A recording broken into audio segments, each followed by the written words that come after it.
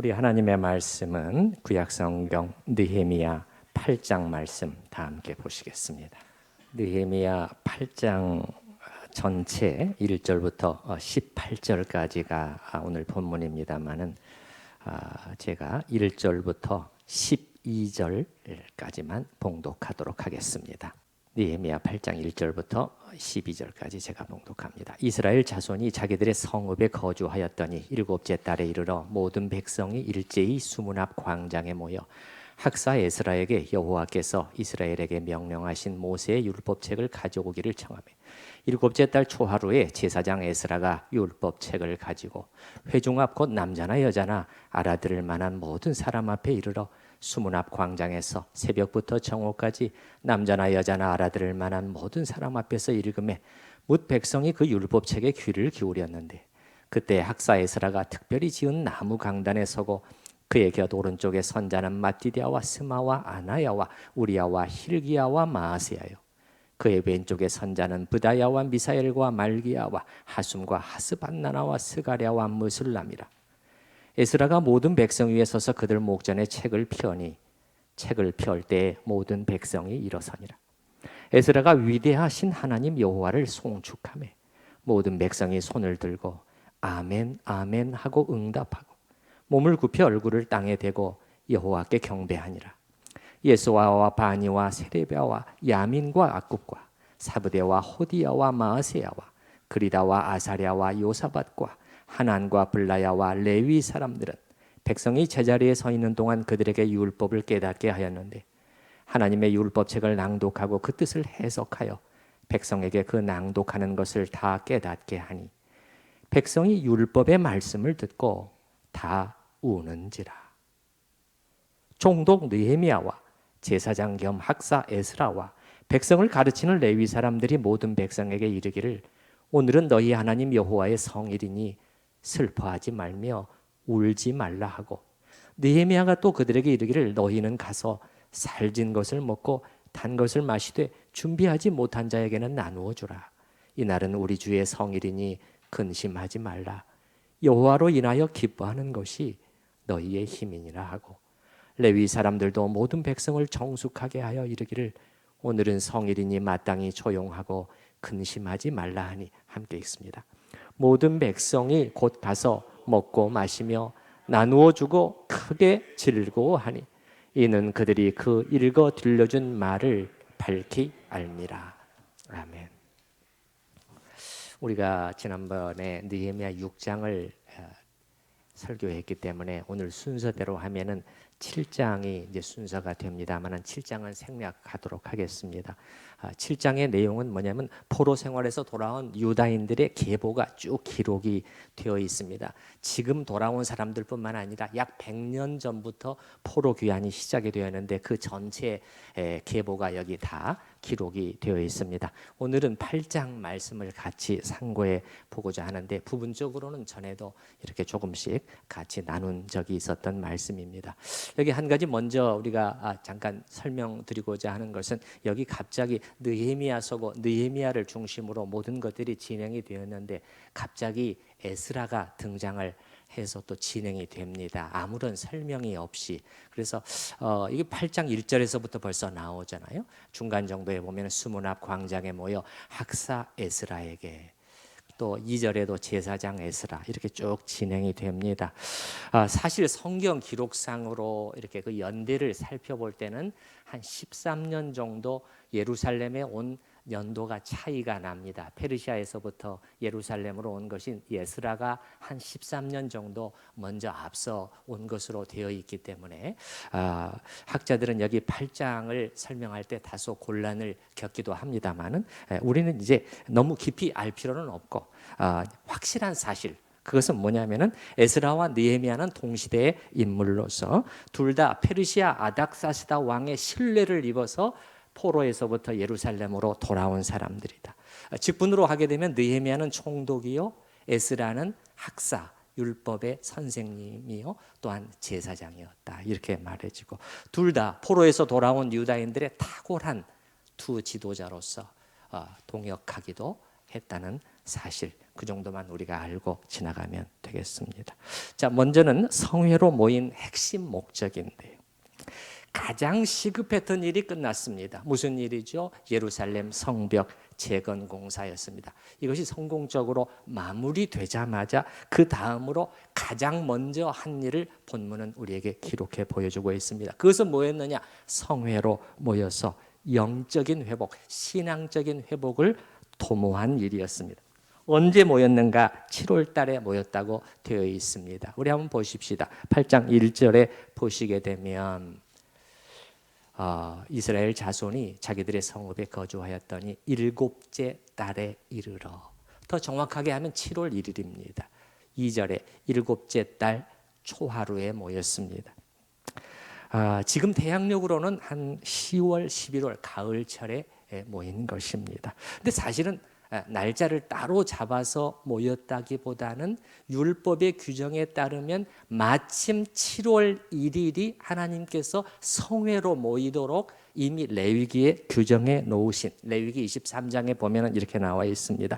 7째 달 곧 그 달 첫날은, 7째 달의 첫날은 7월 1일은 너희에게 쉬는 날이 될지니 이는 나팔을 불어 기념할 날이요 성회라. 어떤 노동도 하지 말고 여호와께 화제를 드릴지니라. 이렇게 나와 있습니다. 그래서 이 7월 1일을 시작으로 해서 성회들이 이어지고, 9장에도 여러분이 보시게 되면 9장 1절 그달 스무 나흔 날에 7월 24일에 또 모이고 있는 것을 볼 수가 있습니다. 이런 것들을 통해서 이 언약 공동체, 한 국가를 형성하고 있는, 아직은 연약하지만 이 언약 공동체에 큰 영적인 은혜가 임하게 되었던 것입니다. 그래서 이제 무슨 일이 그 다음에 진행이 됐느냐? 공동체의 개혁 작업들이 시작이 됩니다. 문제들을 바로잡는 개혁 작업, 그리고 변화가 있게 됩니다. 변화라는 것은 뭡니까? 하나님의 백성들이 보다 더 하나님의 백성답게 되는 변화들이 이 공동체 안에 일어나게 되는 것입니다.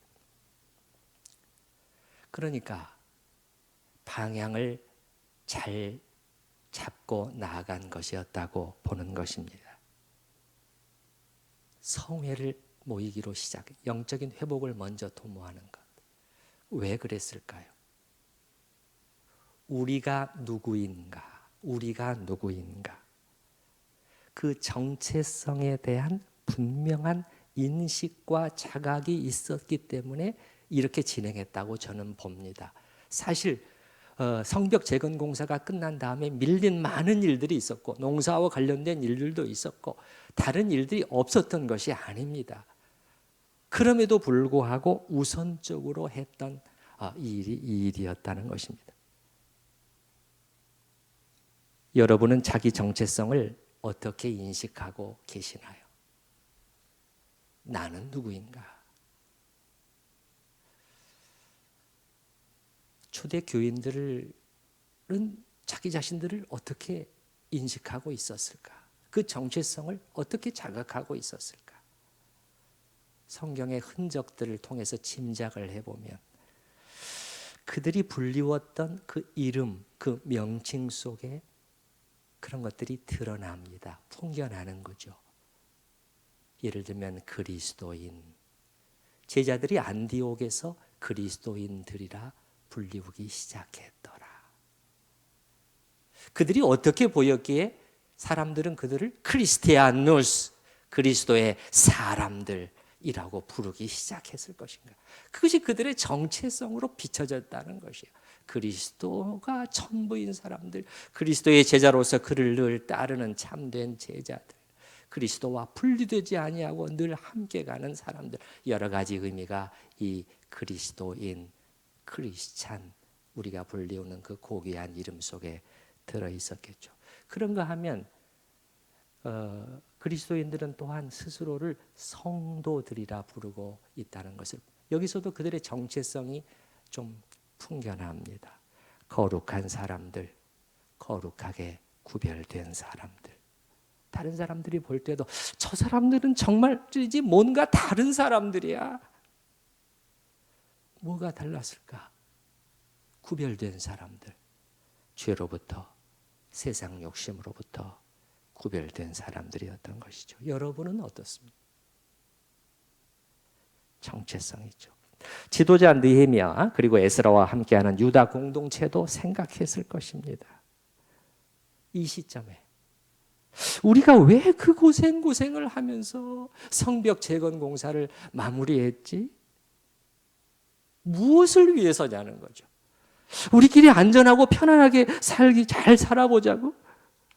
그래서 이제 우리도 이제는 좀 어깨 좀 펴보고 살아보자고. 만약에 그렇게 생각했다면 그들은 그 다음 방향이 달랐을 것입니다. 어떻게 해서든지 땅덩어리 하나라도 좀 넓혀보려고 했을 것이고 경제적으로 좀 부유한 그 길이 없겠는가 그것을 도모했을 것이고 그래서 부강한 나라를 이루는 쪽으로 더 목표를 잡았을 것입니다. 그게 아니라는 거죠. 그럼 뭘 정체성으로 봤다는 것입니까? 우린 하나님을 섬기기 위해 구별된 백성이라는 거죠. 이게 자기들의 정체성으로 봤다는 것입니다. 바로 그것을 위해서 우리는 페르시아로부터 돌아오지 않았던 것인가? 편안한 땅을 떠나서 이 척박한 땅으로 그 적들이 득실거리는 방해가 가득한 그곳으로 우리는 오지 않았던가?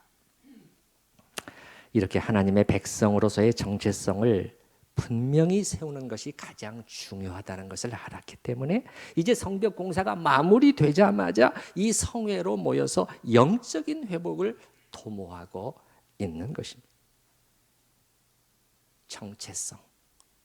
예수님도 이 용어를 쓰시지는 않았지만 사실은 이 말씀에 대해서 해주시면서 경계해 주셨잖아요. 뭐라고 말씀하셨죠? 소금이 만약 그 짠맛을 잃으면 소금으로서의 정체성은 뭐냐는 거죠. 그건 짠맛이라는 거예요. 그때는 어떻게 되느냐? 밖에 버려져 발에 밟히게 된다. 예수님이 소금을 염려하고 계심일까요? 아니잖아요.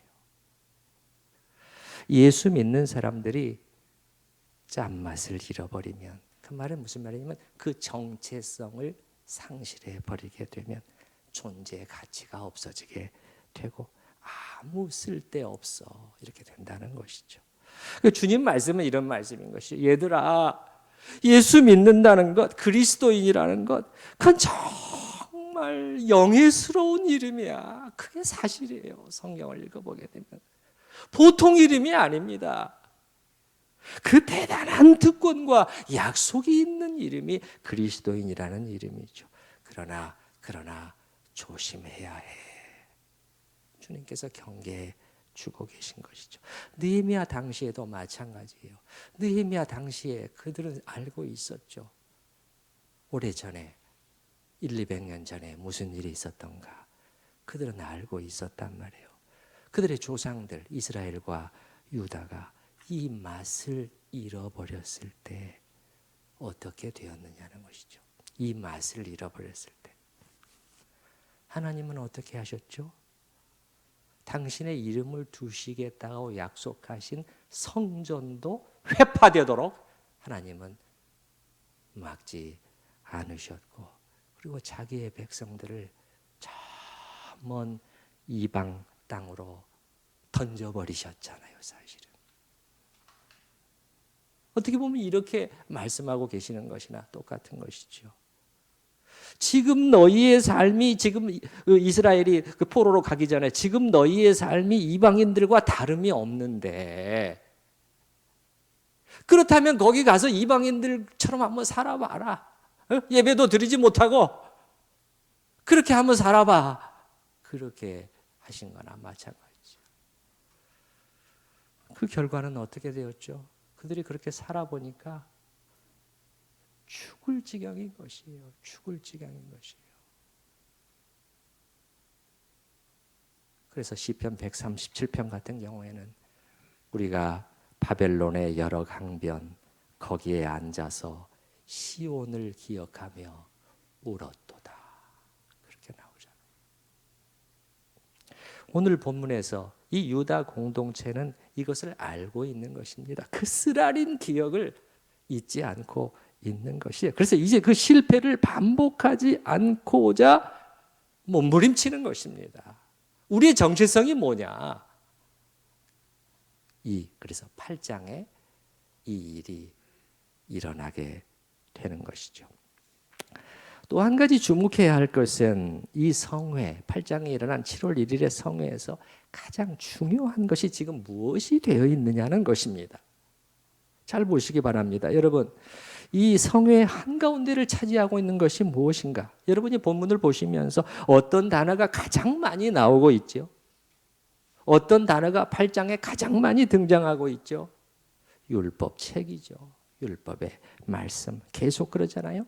여러분 1절에도 나오죠. 모세의 율법책. 2절 에스라가 율법책을 가지고 3절 그 율법책에 귀를 기울였는데 저 뒤에 13절에도 가보시기 바랍니다. 레위 사람들이 율법의 말씀을 밝히 알고자 하여 맨 끝에 18절도 보시기 바랍니다.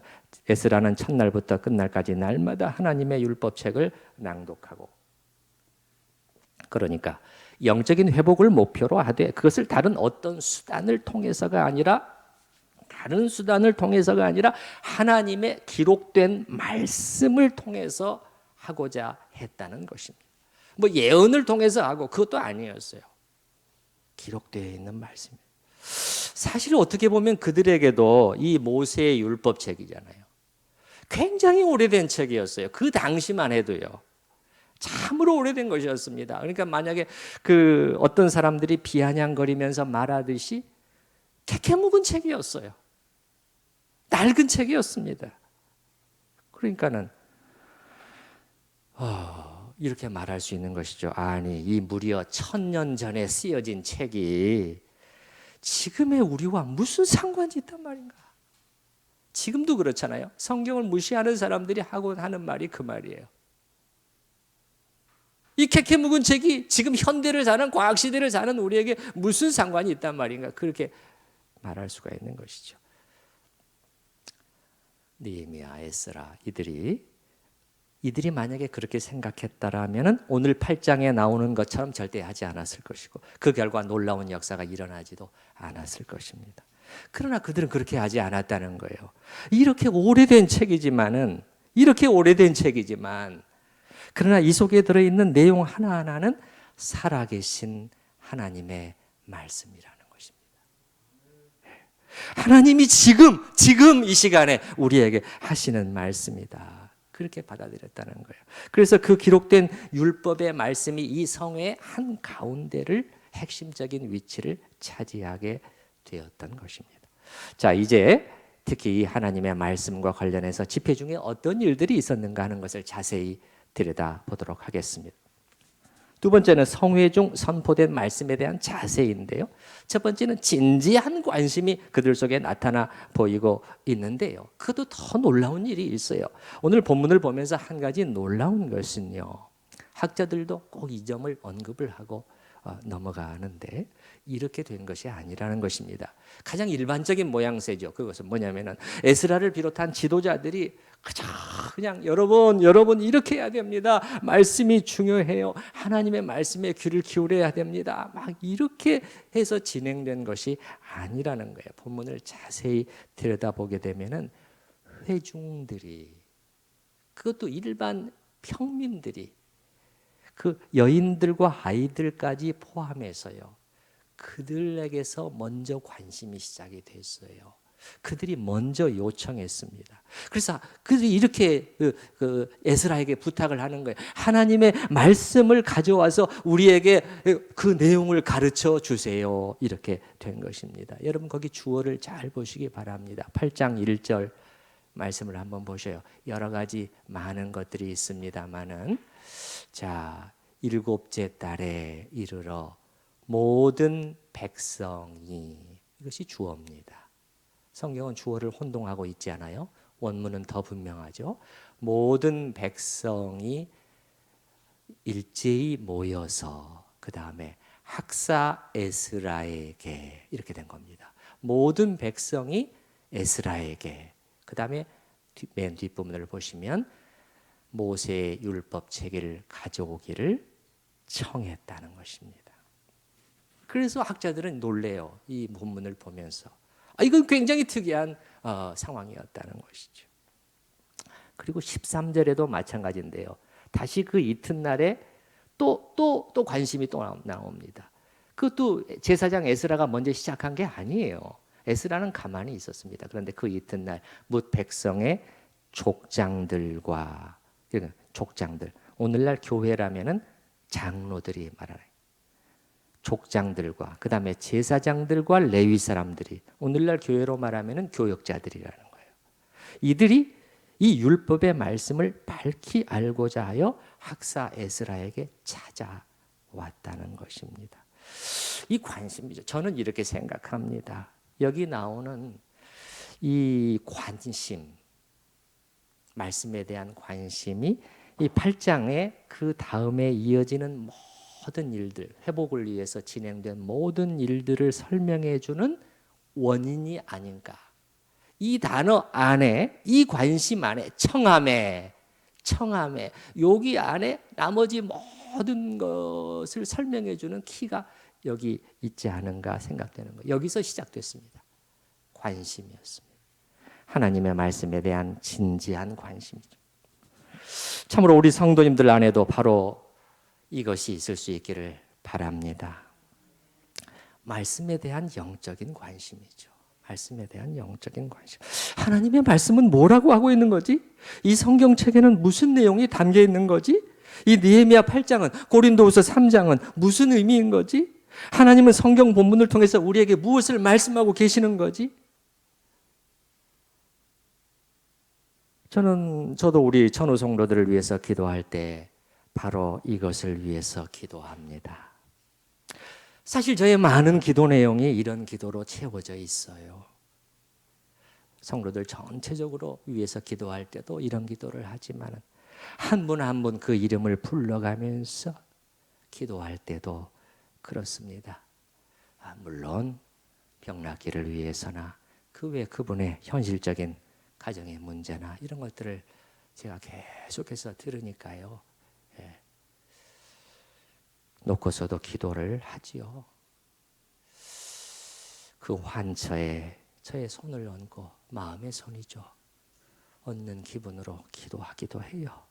암 수술을 했던 부부님을 알고 있다면 정말 이제 그 종양을 떼어낸 곳이 깨끗이 회복이 되어서 그 문제로 다시 고통을 겪고 하나님의 일을 하는데 방해가 되지 않도록 그렇게 기도도 하고. 그러나 저의 가장 중요한 기도 중에 하나는 바로 이것이에요. 그 얼굴을 떠올리면서 주님, 이 권사님, 이 집사님, 이 장로님 안에 다른 무엇이 아니라 영적인 관심이 생기게 하여 주시옵소서. 지난 주일 예배를 마친 후에 한 성도님에게서 문자가 왔는데 느헤미야 그날 설교를 들으면서 느낀 점을 간단히 나누고 그 다음에 이렇게 썼어요. 느헤미야서를 들으면서 교회 지도자와 공동체를 위한 저의 기도가 더 깊어지고 하나님의 거룩하신 뜻을 더 배우기를 기대합니다. 이렇게 마쳤는데, 그래, 이런 일이 우리 교회 안에 더 많아져야 하는데, 그저 좋은 교인, 착한 교인인 것만이 아니라 그저 교회에 빠지지 않고 주일 성수 잘하는 그런 정도의 교인이 아니라 혹은 더 나아가서 헌금 생활, 봉사 생활 잘하는, 그런데 이것이 전부 다인 그런 성도가 아니고요. 그 안에 영적인 관심이죠. 말씀에 대한 진지한 관심이 일어나기를 저는 바라는 것이에요.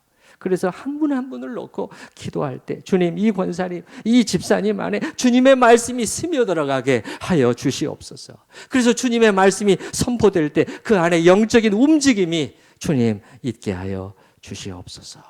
이것이 저의 중요한 기도라는 것이죠. 오늘 본문을 보게 되면은 강력한 은혜의 역사가 임하기 전에 그들 안에 먼저 바로 이 관심이 있었음을 우리는 발견하게 된다는 거예요. 남자들뿐만이 아니고요, 여인들도 여기에 다 나타나고요. 또 말씀에 귀를 기울인 사람들 중에는 어른들만이 아니라 심지어 아이들도 있었다는 암시가 있어요. 두 번이나 나오는데요. 여러분 예를 들어서 2절을 보시게 되면요. 2절.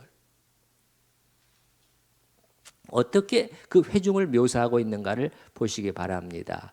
율법 중간 정도의 율법책을 가지고 회중 앞, 곧 회중은 누구였느냐?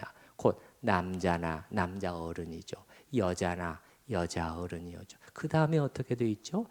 알아들을 만한 모든 사람. 이 표현이 학자들은 이해력이 있는 아이들을 가리킨다고 보는 것입니다. 에스라서나 여러 가지 것들을 대조하면서 말이죠.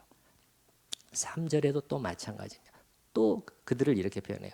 수문 앞 광장에서 새벽부터 정오까지 남자나 여자나 알아들을 만한 모든 사람들, 이들이 관심을 가졌다는 것이죠. 자, 말씀에 대한 진지한 관심뿐만 아니라 그들은 집중하여 열심히 듣는 태도를 보여주고 있습니다. 말씀을 가르쳐 주세요 하고서는 정작 그 말씀이 선포될 때는 딴짓을 한 것이 아니고요. 3절에 보시기 바랍니다. 3절 맨 뒤에 보시기 바랍니다. 3절 맨 뒤에 보시게 되면 백성이 뭇 백성이 그 율법책에 어떻게 했어요? 귀를 기울였습니다. 이 모습을 상상해 보시기 바랍니다. 귀를 기울였다는 것은 집중해서 열심히 들었다는 것입니다. 들으면서 무슨 뜻인지 이해하려고 노력을 했다는 것이죠. 그냥 아무 생각 없이 멍청하게 듣는 태도는 결코 아닙니다. 그렇죠? 무슨 뜻이지? 저 기록된 말씀이 무엇을 말하고 있는 거지? 또 열심히 들었다는 것은 시간적인 것도 포함이 되고 있어요. 하나님의 말씀에 긴 시간을 기꺼이 투자하고 있는 모습입니다. 여러분 3절에 다시 한번 보시면 언제부터 언제까지라고 나와 있느냐? 수문 앞 광장에서 새벽부터 정오까지 이렇게 나와 있는 것이죠. 이 시간은 좋게 67시간은 되었을 것으로 보통 봅니다. 그들에게 말씀에 대한 관심과 열심이 없었다면 그 긴 시간을 버텨내기는 어려웠을 것입니다. 오래지 않아서 실증을 내게 됐겠죠. 아니 왜 이렇게 길어? 이건 너무 지루하잖아. 뭐 무슨 음악 같은 거 없나? 악기도 좀 연주하고 노래도 좀 부르고 간증도 좀 하고 그렇게 됐겠죠. 그런데 오늘 본문을 다시 한번 보시면 새벽부터 3절 정오까지 모든 백성이 귀를 기울였다. 말씀에 대한 진지한 관심이 있었기 때문에 인내할 수 있었던 것입니다. 인내할 수 있었던 것이. 또한 말씀을 높이고 있는 자세를 또 볼 수가 있어요. 이들의 여러 가지 자세를 우리가 잘 주목하여 볼 필요가 있는데요. 왜냐하면 그것이 지금 우리에게 필요한 것이거든요. 그들이 선포되는 율법의 말씀을 받을 때 가벼운 자세로 받지 않았음을 알 수 있습니다. 하나님을 경외하는 자세로 그분의 말씀으로서 받고 대했어요. 그래서 여러분 5절 말씀을 한번 보시게 되면요. 에스라가 모든 백성 위에 서서 그들 목전에 책을 펴니 책을 펼 때 모든 백성이 일어서니라. 일어섰다는 것은 무슨 말입니까? 말씀에 대한 경의를 표하는 것이죠. 말씀을 높이는 것입니다. 말씀을 높이는 것이겠어요? 이 책자, 이 종이 책자를 높이는 것이겠어요? 이 종이는 아무것도 아닙니다. 왜 일어섰겠어요? 말씀을 주시는 하나님을 높이는 마음인 것이죠. 적절한 비유가 될지는 모르겠습니다만은 우리나라에서 옛날에 이렇게 임금의 명령을 써가지고 말을 타고 지방 수령한테 달려가서 어명이요 이렇게 하면은 그 말은 무슨 말입니까? 여기 적힌 명령은 곧 이 명령을 주신 분을 나타낸다는 그런 의미를 그들은 받아들였잖아요. 그래서 무릎을 꿇지 않습니까? 그 어명을 가져와서 읽는 상대가 자기보다 직급이 현저히 낮아도 상관없어요. 그 앞에 딱 무릎을 꿇습니다. 그 하는 말이 곧 그 하는 사람을 대표한다는 것이죠. 그래서 이 하나님의 말씀에 대해서 이렇게 되는 것이죠. 6절에서도 마찬가지죠. 6절에 우리 한번 같이 읽어보십시다. 에스라가 위대하신 하나님 여호와를 송축하며 모든 백성이 손을 들고 아멘 아멘 하고 응답하고 몸을 굽혀 얼굴을 땅에 대고 여호와께 경배하니라. 이것도 사실은 말씀을 주신 하나님을 송축하며 경배하는 것인데요. 이게 성회이기 때문에 예배를 겸해서 지금 드려지는 것입니다. 이 예배의 모습을 여러분이 다시 한번 보시기 바랍니다. 어떻게 되고 있는가? 에스라가 인도했습니다. 앞에서 인도자였어요. 위대하신 하나님 여호와를 송축했습니다. 그렇게 됐는데 그 한 명으로 끝나지 않죠. 회중은 가만히 쥐 죽은 듯이 경건한 모습으로 있지 않았다고 말합니다. 회중의 아름다운 화답들이 이어지고 있는 것이죠. 세 가지가 저한테는 관찰이 되네요. 첫 번째는 뭡니까? 모든 백성이 손을 들었다. 여러분 한번 오른손을 들어보시기 바랍니다. 근데 여기 복수로 돼 있어요. 그래서 두 손을 다 들었을 수가 있어요. 두 손을 다 들어보시기 바랍니다. 손을 들었다는 것입니다.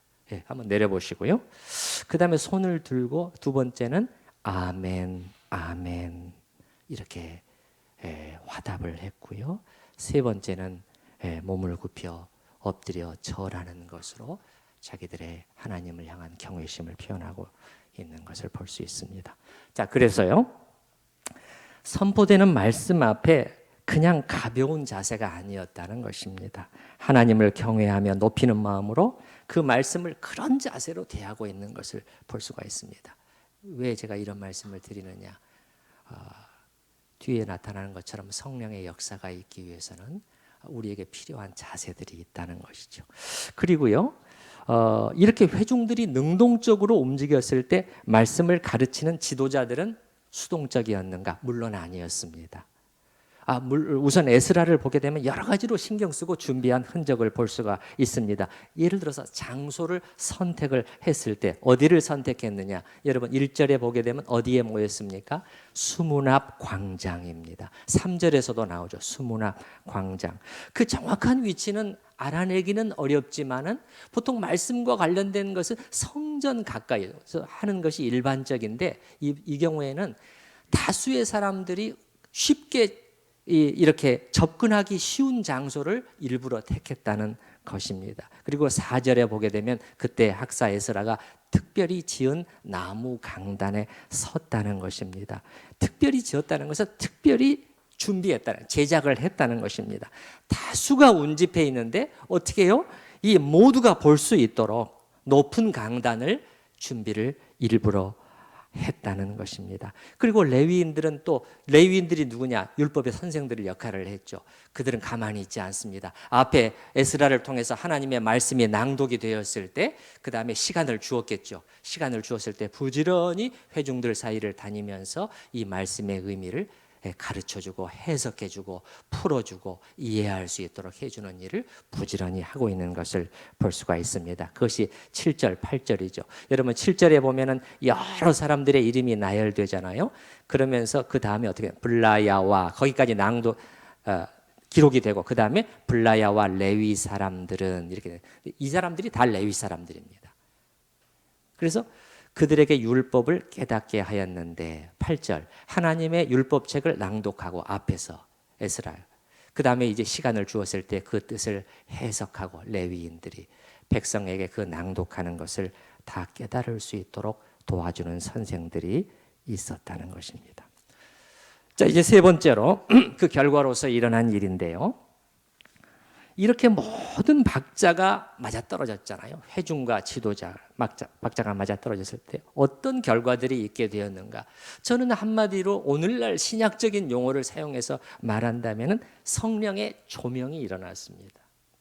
하나님의 말씀을 듣는, 읽는 그들에게 성령의 조명, 또 뭐 다른 말로 어떻게 표현할 수 있어요? 성령의 기름 부으심 혹은 성령의 가르쳐 주심이 일어난 것 같아요.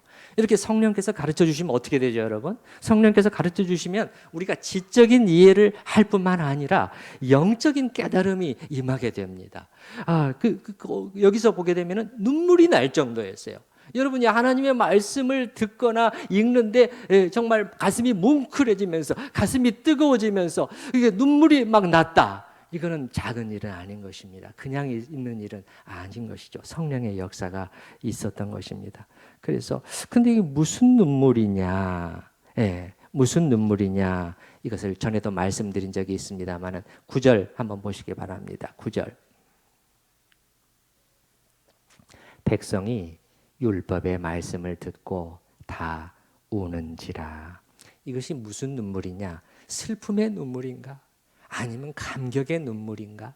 이런 질문을 던졌습니다만 그게 아니고 이것은 무슨 눈물이라고 할 수 있을까요? 회개의 눈물이에요. 자, 어떻게 알 수 있느냐? 어떻게 알 수 있느냐? 말씀의 내용을 듣고 그 내용을 깨닫고 나서 나온 눈물이 쏟아져 나오기 시작한 거예요. 이 말씀의 내용과 관련이 분명히 있습니다. 8절 맨 뒤에 보면 그 낭독하는 것을 다 깨닫게 하니 이렇게 된 거예요.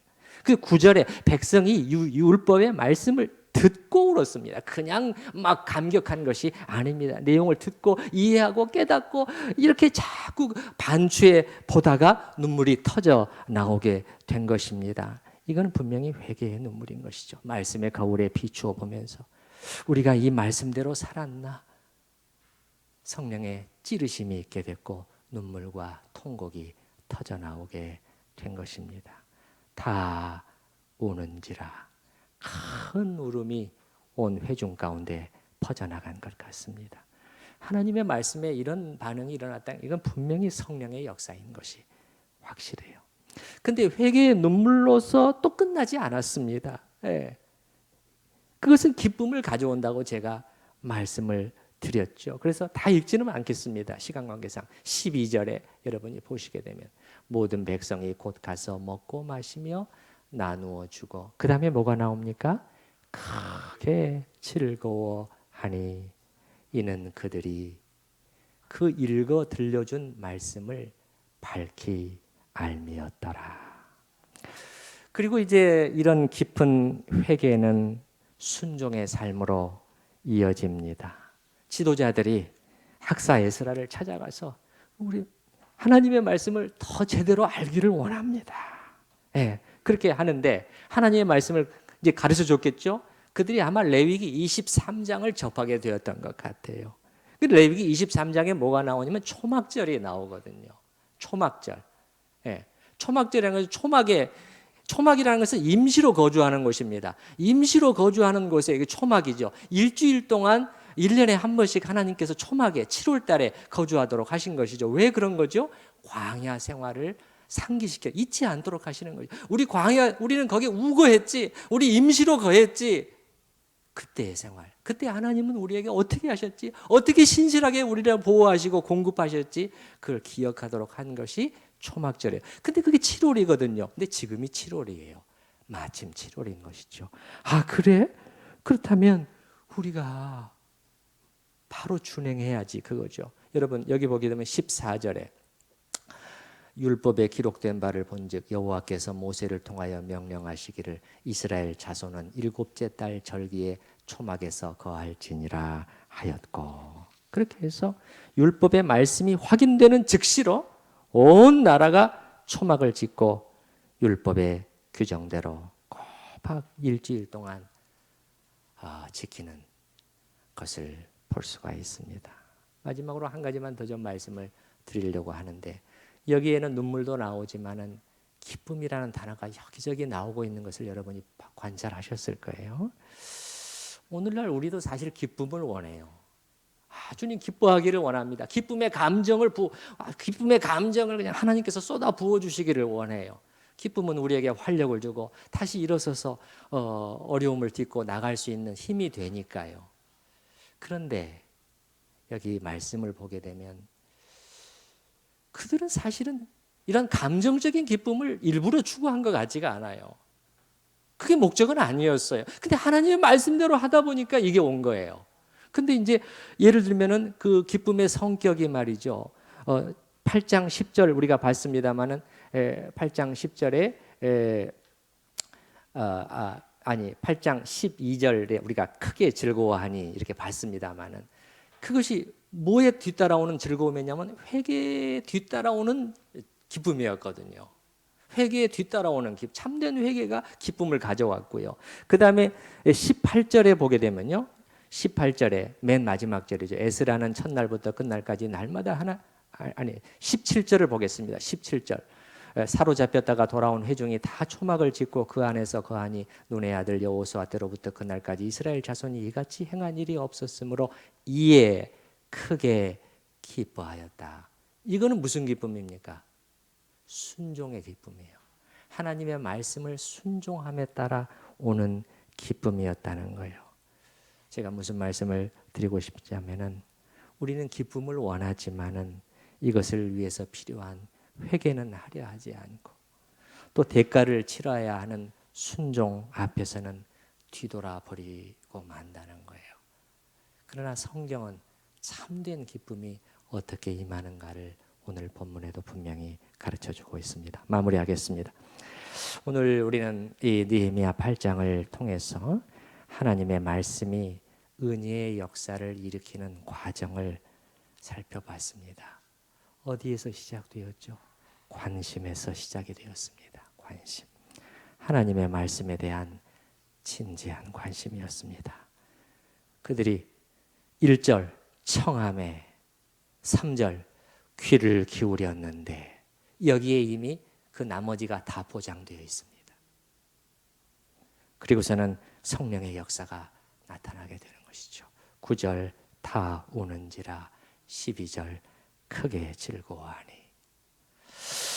참으로 이런 아름다운 역사가 우리 믿음의 공동체 안에 있을 수 있기를 바라고, 사실은 우리 천우교회뿐만이 아니죠. 이 한국교회가 회복되기 위해서 꼭 필요한 역사가 바로 이러한 일이라는 것을 우리가 기억하고 이 시간 들은 말씀을 생각을 하면서 다 함께 하나님 앞에 기도하십시다.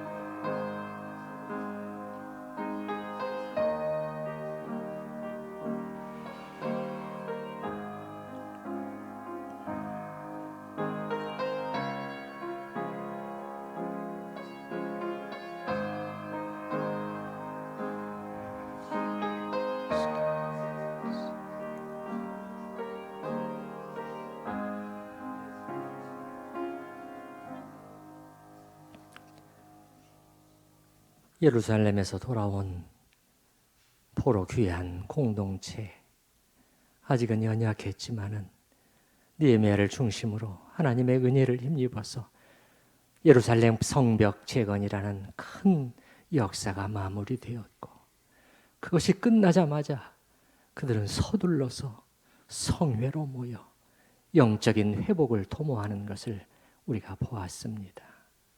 그것은 자신들이 누구인가? 하나님의 백성으로서 자신들이 정말 힘쓰고 도모해야 하고 목표로 하고 몸부림쳐야 할 그 일이 무엇인가 하는 것을 잊지 않았기 때문이라는 것도 살펴보았습니다. 주님, 우리도 우리가 누구인가를 잊지 않게 하여 주시옵소서. 그리스도인이라고 불리우는 우리의 누구인가 하는 것을, 그 영적인 정체성에 대한 분명한 인식과 자각이 저희 마음을 늘 붙들고 그 기준에 따라 이 세상을 살아갈 수 있도록 우리 모두에게 힘을 주시고 은혜를 더 부어 주시옵소서. 주님, 그들은 이 회복을 위해서 다른 것이 아니라 하나님의 말씀을 강하게 붙들었습니다. 기록되어 있는 하나님의 말씀, 캐캐 묵은 것 같고 지금 나의 처지와는 아무 상관이 없고 너무너무 멀리 느껴지고 나의 현실을 위해서는 도무지 도움이 되지 않는 것 같지만, 그러나 그들은 그렇게 하지 않았습니다. 살아계신 하나님께서 이 기록된 말씀을 통해서 우리에게 주시는 메시지가 있고 그것을 붙들 때 우리가 살아날 수 있다. 그것이 우리의 답이다라는 것을 강하게 붙들고 나간 것을 봅니다. 회중 속에 일어났던 영적인 관심에 대해서 저희가 특별히 주목해 보았나이다. 아버지 하나님 기도합니다. 우리 안에 우리 천우교회 각 성도들 그 심령들 속에 그저 착한 교인인 것이 아니라 그저 교회 생활 잘하는 성도인 것만이 아니라 그것이 전부인 것이 아니라 그것으로 만족하는 것이 아니라 하나님의 말씀 그리고 영적인 것들에 대해서 진지한 관심이 그 안에 불붙듯이 일어날 수 있도록 주여 우리 모두를 도전해 주시고 우리를 긍휼히 여겨 주시고 참된 은혜를 우리의 심령 안에 부어 주시옵소서. 바로 그것이 하나님의 성령께서 우리 안에서 역사하실 수 있는 거룩한 토양을 만들어낸다는 것을 저희가 보았사오니 바로 그것을 저희가 사모하나이다. 주님 함께 하시고 정말 이 속에서 하나님께서 이루시고자 하는 그러한 영적인 아름다운 회복의 역사가 정말 잔잔히 그러나 뜨겁게 일어나서 이 공동체를 세우고 하나님께는 영광이요 우리를 보는 이웃들에게는 정말 경외함으로 교회를 함부로 대할 수 없는 그러한 결과들이 나타날기를 간절히 사모하오며 우리 주 예수 그리스도의 이름으로 기도하옵나이다. 아멘.